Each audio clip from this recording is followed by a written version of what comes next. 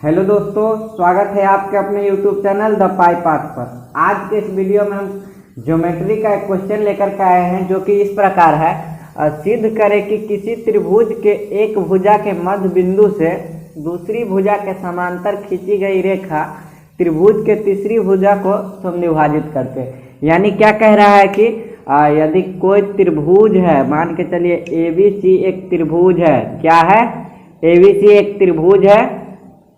ABC एक त्रिभुज है जिसमें क्या कह रहा है कि एक भुजा के मध्य बिंदु को मिलाने वाली एक भुजा का मध्य बिंदु, मान के चलिए AB का मध्य बिंदु यहाँ पर है, यहाँ पर इसको D बिंदु मानते हैं। अब क्या कह रहा है, दूसरी भुजा के समांतर खींची गई रेखा तीसरी भुजा को समद्विभाजित करती है। यानी दूसरी भुजा मान के चले BC के समांतर इसको खींचेंगे तो ये हो गया E बिंदु पर AC से मिला।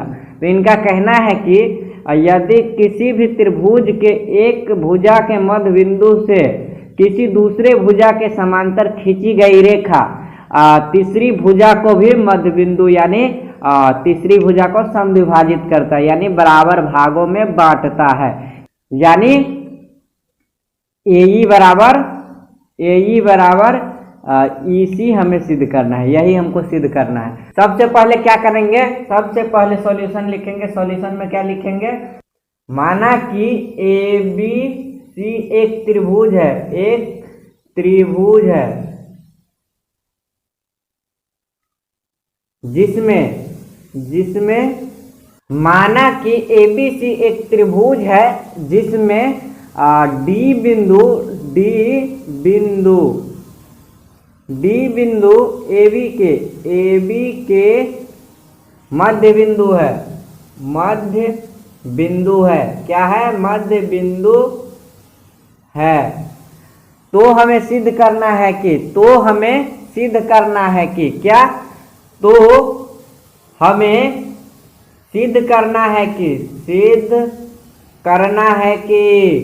क्या करना है,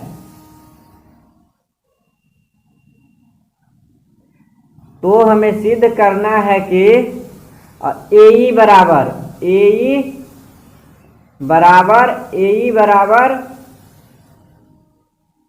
EC, यही ना हमको सिद्ध करना है। यानी समद्विभाजित करती है भुजा, यानी AB को E बिंदु पर समद्विभाजित करती है, यानी AE बराबर EC होगा। यही हमको सिद्ध करना है। प्रमाण लिखेंगे।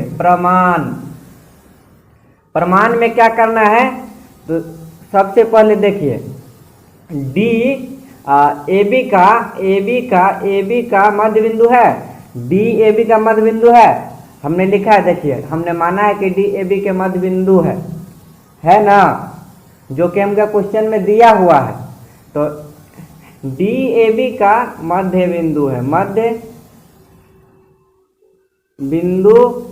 है, इसीलिए DAB का मध्य बिंदु है तो AD बराबर DB होगा ना। यानी ये बीच में है, AB के बीच में है, तो ये बराबर ये होना चाहिए ना, तो होगा ना। तो यहाँ पे लिख सकते हैं AD बराबर DB, लिख सकते हैं ना इतना। अब क्या करना है, अब देखिए, अब त्रिभुज ABC में देखिए, अब त्रिभुज ABC में देखिए क्या देखना है। अब त्रिभुज ABC में DE समांतर BC है ना, D समांतर BC है ना, हमको दिया है ना। देखिए माना कि ABC एक त्रिभुज है जिसमें DAB के मध्य बिंदु है, और दूसरी क्वेश्चन में देखिए मध्य बिंदु से दूसरी भुजा के समांतर खींची गई रेखा तीसरी भुजा को समद्विभाजित करते। यानी यहाँ पे एक पॉइंट और लिख लीजिए, एवं D समांतर BC, इतना लिख लीजिए। D समांतर BC है तो हम लिख सकते हैं ना AD बट्टा AE बराबर DB बट्टा EC। यानी थेल्स प्रमेय से नहीं लिख सकते हैं, थेल्स प्रमेय आप लोग जानते हैं ना, तो वही थेल्स प्रमेय से हम लिख सकते हैं ना कि AD बट्टा AE बराबर DB बट्टा EC। तो इसी में लिखेंगे AD बट्टा DB बराबर AE बट्टा ई सी यहाँ पे लिख लेंगे समीकरण 1 से। इसको समीकरण 1 मान लीजिए, इसको समीकरण 1 मानेंगे और यहाँ लिख लेंगे थेल्स प्रमेय से, थेल्स प्रमेय से, प्रमेय से, ये थेल्स प्रमेय से लिखे ना। अब देखिए यहाँ पे समीकरण 1 में देखिए, तो समीकरण 1 में देखिए, समीकरण 1 में क्या कह रहा है, AD बराबर DB, AD बराबर DB यानी AD DB के बराबर है। AD के जगह पे DB लिख सकते हैं और DB के जगह पे AD लिख सकते हैं ना। तो यहाँ पर देखिए AD बट्टा DB, DB के जगह पे हम AD लिख देते हैं, तो AD बराबर AE बट्टा EC, यहाँ पे लिखेंगे समीकरण 1 से। क्या लिखेंगे, समीकरण 1 से। अब देखिए AD और AD कट जाएगा, AD और AD कट जाएगा ना। देखिए बराबर है तो बराबर साइन वाला कट जाता है, यही 5/5 रहता तो ये कट जाता है ना, बराबर में 1 आ जाता ना, या 6/6 रहता तो ये कट के 1 आता ना बराबर में। उसी तरह से यहाँ AD बट्टा AD है तो कट के बराबर में 1 आ गया, यानी 1 बराबर AE बट्टा EC होगा ना। अब इसको लिख सकते हैं, देखिए EC को लिख सकते हैं EC बराबर AE या AE बराबर EC।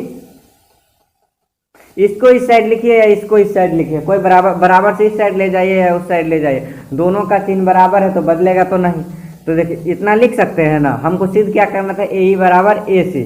अब कहिएगा यहाँ आप 1 है और AE से EC बराबर कैसे कर दें, तो देखिए बराबर के हमेशा क्रॉस गुना होता है। यदि 1 के बट्टा में यदि 1 कर देंगे तो कोई फर्क पड़ेगा, 1 को 1 से विभाजित करेंगे तो 1 ही बचेगा, इसलिए एक कोई फर्क नहीं पड़ने वाला। अब देखिए इसको यहाँ से गुना कर देंगे और इसको वहाँ से गुना कर देंगे, यानी AE को 1 में गुना करेंगे तो AE होगा और AC को 1 से गुना करेंगे तो E होगा। तो यही यहाँ पे आ गया प्रूव्ड।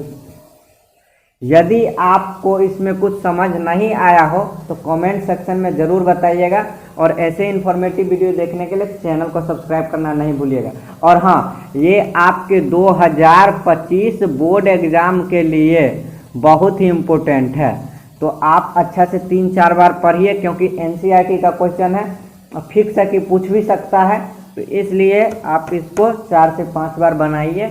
तो मिलते हैं किसी दूसरे वीडियो में। जय हिंद।